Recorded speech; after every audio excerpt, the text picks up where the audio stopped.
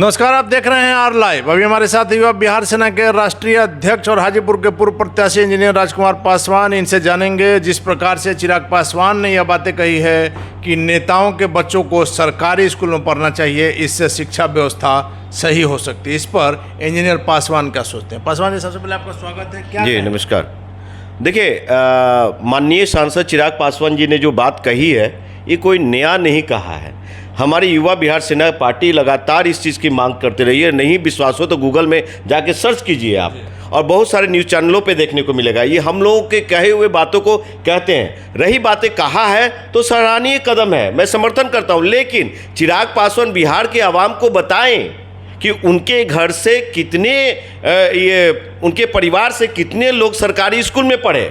रामविलास जी को छोड़ दीजिए, पशुपति कुंवर पारस जी को छोड़ दीजिए, और उनके चाचा स्वर्गीय रामचंद्र पासवान जी को छोड़ दीजिए। अगली पीढ़ी की बात और उनके अगली पीढ़ी की मैं बात कर रहा हूँ। आज उनके पूरे परिवार के लोग कॉन्वेंट स्कूल में पढ़ रहे हैं। पहले चिराग पासवान तो अपना पहल करे परिवार का, तब नेता दूसरे नेताओं की बात करे। और लड़ते भी हैं आरक्षित सीट से, और बात करते हैं इसकी, तो जनरल सीट पे जाकर के लड़े भाई। नहीं, यहाँ सीट की बात नहीं है, यहाँ एजुकेशन की बात है। और चिराग पासवान कहाँ पढ़ेंगे ये वह तय नहीं करेंगे, उनके पिता ने तय किया होगा। चिराग पासवान कल तय करेंगे, जब उनका बच्चा होगा तब तय करेंगे कि पढ़ना चाहिए या नहीं पढ़ना। क्यों? उनके बहनोई साहब के बच्चे नहीं हैं, उनके चचेरे भाई लोग नहीं हैं, उनके और भी दूर दराज में नहीं हैं, बहुत सारे उनके बच्चे हैं। बताएं कितने उनके परिवार में बच्चे सरकारी स्कूल में पढ़ रहे हैं। और चिराग पासवान जी की खुद एकेडमिक एक घटिया छात्र से भी मैं कह रहा हूं आपके चैनल के माध्यम से कम पड़ जाएगा। मतलब कि बहुत ही नीचे लेवल का उनका एजुकेशन है। 98 में उन्होंने मैट्रिक किया, जो अपने हलफनामा में दिया। अगर मैं झूठ बोल रहा हूं तो जो भी श्रोता देख रहे हैं, ऑडियंस देख रहे हो, गूगल्स में जाकर के उनका हलफनामा देखे, एफिडेविट जो निर्वाचन आयोग को दिया है वो देखे जाकर के। और उसमें 98 में मैट्रिक किया घर बैठ करके, 12 किया ओपन से 2003 में, यानी 5 साल बाद, और बीटेक किया। समझे, करने गए तो दो सेमेस्टर का वहाँ पे दिखाया गया है और बाकी सेमेस्टर का नहीं।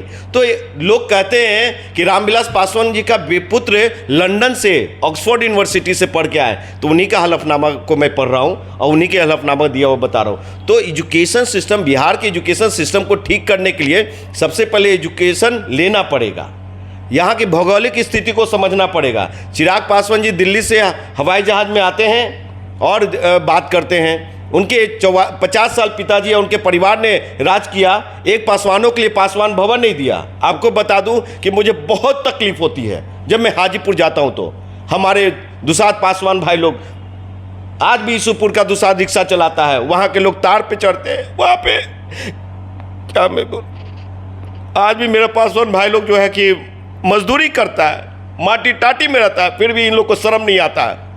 लेकिन इंजीनियर पासवान जी, जहाँ तक हमारी जानकारी है, आप नेताओं का यही एक दिक्कत है कि हर चीज़ में पॉलिटिक्स, हालांकि आप भावुक हो गए हैं, लेकिन चिराग पासवान का सिर्फ यह कहना है कि अगर बिहार की शिक्षा व्यवस्था को सुधारनी है तो जिस प्रकार से उन्होंने कहा कि नेताओं के बच्चों को पढ़ना चाहिए, मैं तो कहता हूं कि अगर सरकारी अधिकारी कर्मचारी के बच्चे भी अगर सरकारी स्कूल में पढ़ेंगे तो व्यवस्था अपने आप सही हो जाएगी। मैं फिर कह रहा हूं कि जब आपके पिताजी थे तो क्यों नहीं पासवान के बेटे लोगों को ऑक्सफोर्ड भेजा?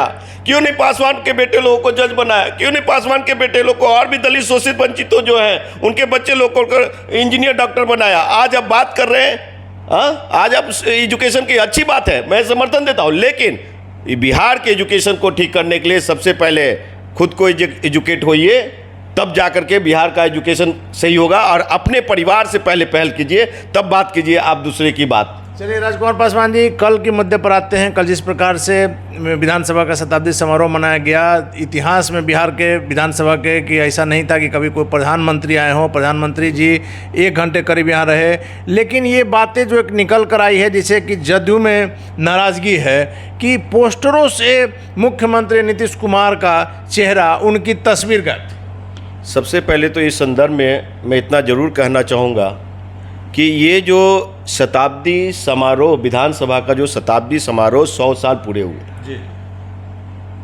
इसमें वर्चस्व दिखाया गया बीजेपी के द्वारा और कुछ मैं नीतीश कुमार जी का भी भाषण को सुना, मैं संबोधन को सुना, तेजस्वी यादव का भी सुना। लेकिन अगर बिहार सरकार का ये कार्यक्रम था तो वहाँ पे बिहार का प्रथम मुख्यमंत्री, मतलब प्रथम व्यक्ति मुख्यमंत्री होते हैं, तो उनकी पोस्टर में फ़ोटो कहीं नहीं, और सब जगह मोदी में, और स्पीकर का वहाँ पे पीएम साहब, प्रधानमंत्री जी भी ज़्यादा चर्चा किया विधानसभा स्पीकर का, अध्यक्ष का। तो कहीं न कहीं मुझे लग रहा है कि नीतीश जी की नैया डूबती हुई दिख रही है और ये कुछ न कुछ गेम प्लान हो रहा है, यानी कि खेला हो सकता है। कल का प्रोग्राम सरकारी प्रोग्राम था या बीजेपी का प्रोग्राम? देखिए, जो ऐसे तो ऑफिशियली सरकारी प्रोग्राम था, लेकिन उसको भगवा मय कर दिया गया। और अगर सही मायने में 100 साल का शताब्दी समारोह मनाया जा रहा था, तो बिहार की जो वैशाली है, नालंदा है, बोध गया, इन सब की झांकी दिखाई जाती और ये आमजन भी देखते।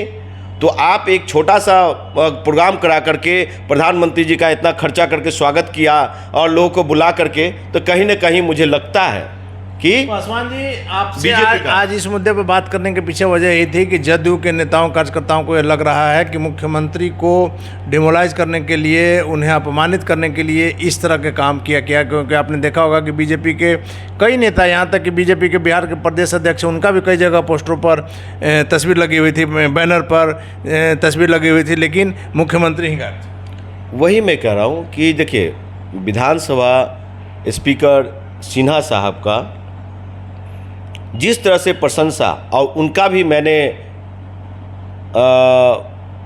अभिभाषण को सुना, उनकी भी विचार को सुना, मैंने यही देखा कहीं न कहीं बातों में रोष थी, एक को नीचा दिखाने की पहल था, कोशिश, और ख़ास करके नीतीश कुमार जी की भी बातों को सुना। नीतीश कुमार जी को वो बात रखनी चाहिए थी, केंद्रीय विश्वविद्यालय की मांग करनी चाहिए थी, पटना यूनिवर्सिटी को केंद्रीय विशेष राज्य की दर्जा की मांग करनी चाहिए थी।